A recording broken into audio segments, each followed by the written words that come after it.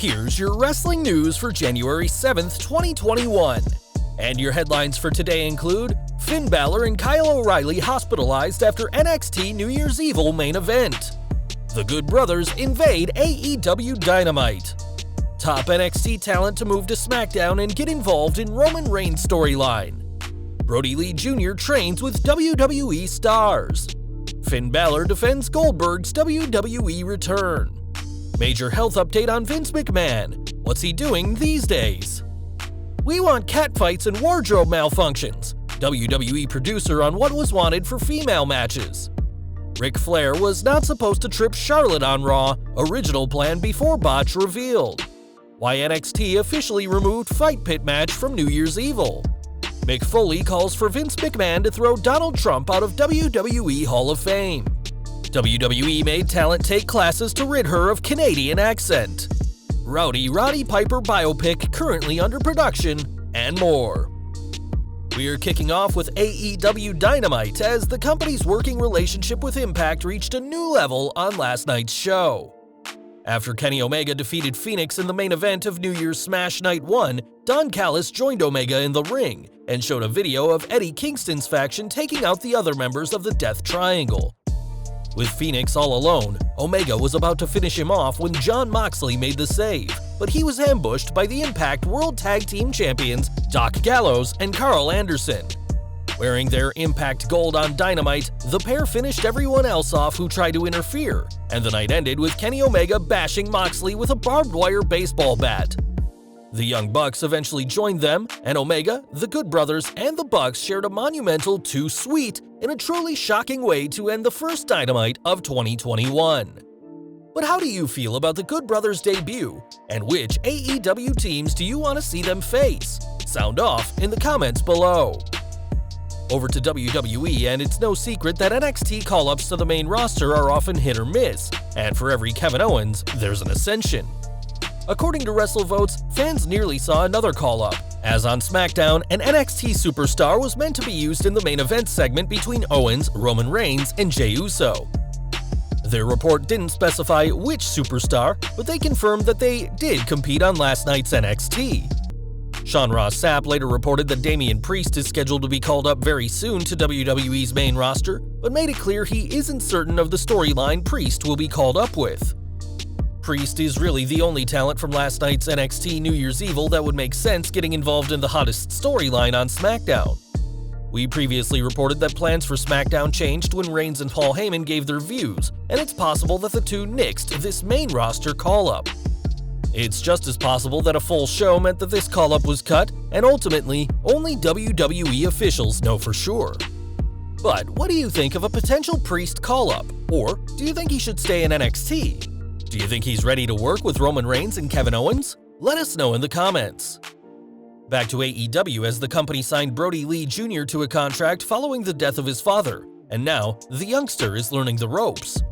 On Instagram, Amanda Huber, Brodie's mom, shared a video of -1 training with some WWE stars, including Liv Morgan, Natalya, producer Tyson Kidd, and former superstar Davey Boy Smith Jr.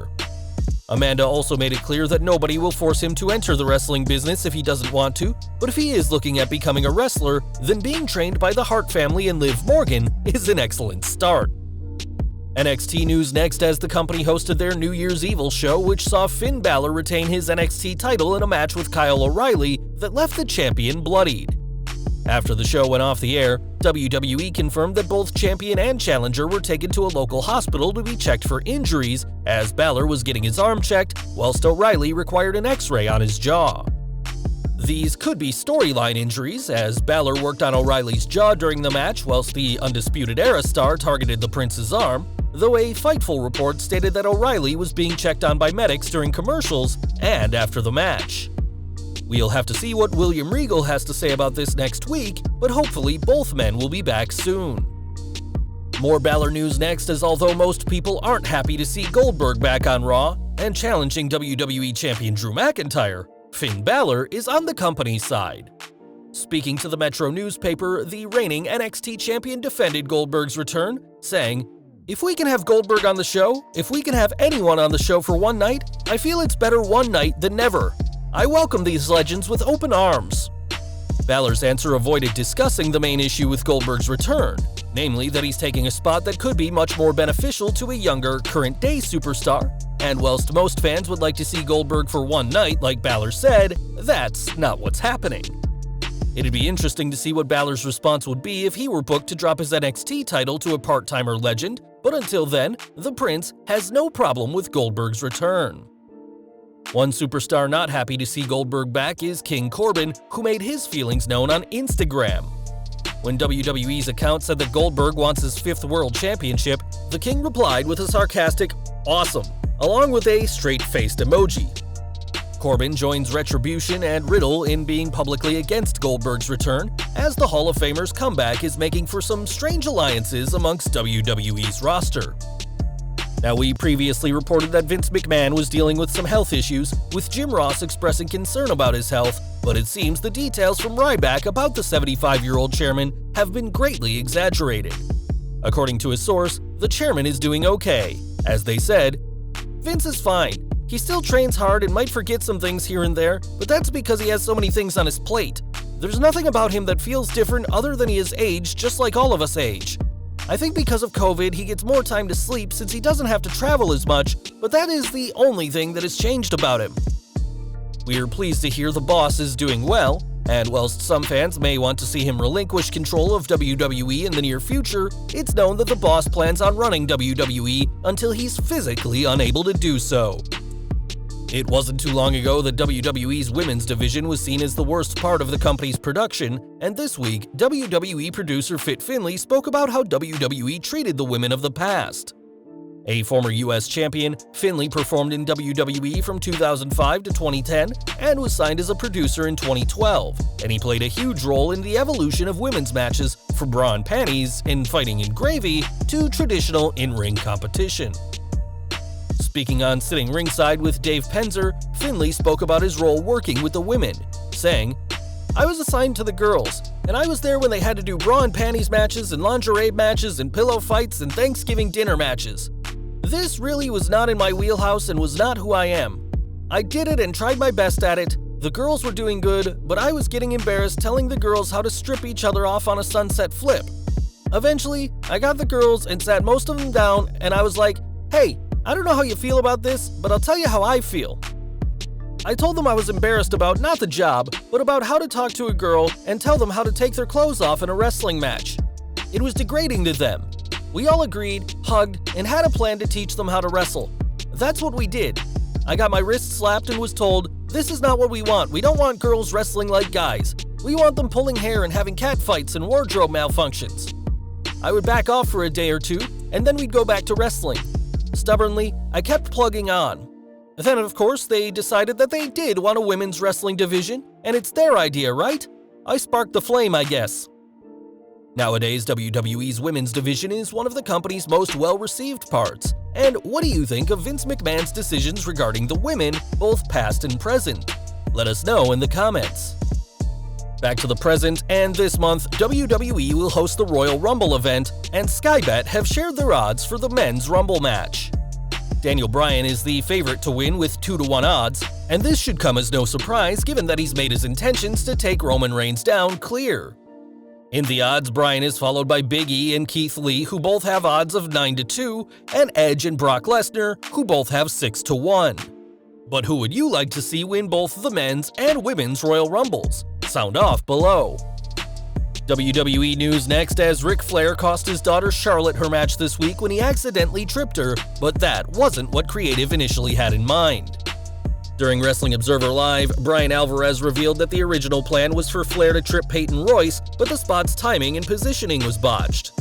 If that's the case, we have to give kudos to both Flairs for being able to think of a quick storyline, which saw Charlotte berate her father after the match, and the Nature Boy apologized on Twitter.